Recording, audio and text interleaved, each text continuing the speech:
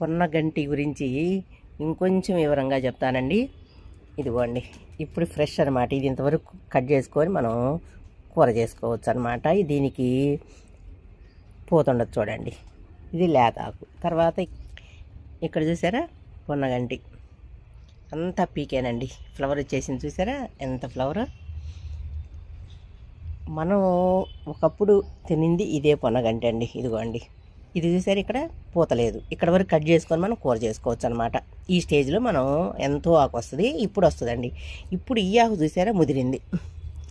వర్షాలకి అంతా డిస్టర్బ్ అయిపోయి ముదిరిపోయిన తర్వాత నేను తీసేసాను చూడండి. అంతా తీసేసి ఇప్పుడు ఇంతవరకు కట్ చేసేస్తానమాట. పూతంతా కట్ చేసేసి మళ్ళీ నాటుతాను అవి. అప్పుడు కొత్త చిగుర్లు వచ్చి మనం కూరకి చేసుకోవటానికి అనుకూలంగా మారిద్ది అనమాట ఆకు.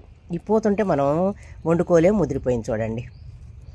ఇదండి, ఒకప్పుడు మా నానమ్మలు కూడా ఇదే ఆకు మనం కూరగా వండుకున్నాం. పొన్నగంటి అంటే ఇది అని మనకు తెలుసు. ఇప్పుడు ఏమి ఆకు వస్తున్నాయి అవన్నీ మార్కెట్లో వస్తున్నాయి. పెద్ద పెద్ద ఆకు, పెద్ద పెద్ద చెట్లు వస్తున్నాయి. అలా పెరిగిపోతుంది. దాని గురించి అయితే మనకు తెలియదండి. వాళ్ళు ఇప్పుడైతే అది కూడా తింటున్నారు. మనము తినింది మన నానమ్మల కాలంలో వండింది, మన గట్ల వెంట పెరిగింది ఇదే మొక్క అనమాట. నేను కృష్ణా జిల్లా నుంచి తెప్పించానని చెప్పాను కదా ఈ మొక్కని. అప్పటి నుంచి బాగా జాగ్రత్తగా సేవ్ చేశానండి. ఇది ఇక్కడంతా ఈ కుండీలంతా వేసేసాను. ఇది చూసారు కదా, ఈ ఆకు ఇలా లేత ఆకు తీసుకొని మనం కూరలోకి వేసుకోవచ్చు. ఓకేనా? ఇప్పుడు మీకు అర్థమయ్యి ఉంటుంది. ఇప్పుడు ఆకు ఏంటి అనేది అది మనకి తెలియటం లేదు. వాళ్ళు ఏవేదో చెప్తున్నారు కానీ తెలియటం లేదు. నేనైతే ఆ మొక్కలు వేయలేదండి. ఇదే మొక్క వేసాను, ఇదే ఆకు వాడుతున్నాను అనమాట. పూత రావాలి అని చెప్తా ఉంటాను. ఇదిగోండి పూత.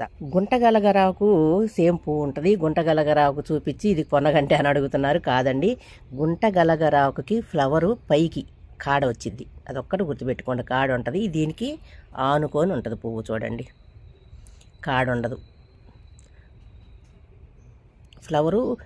ఫ్లవర్ లాగా ఉంటుంది. అది ఇదేమో గుండ్రంగా ఒక రకంగా ఉంటుంది అనమాట.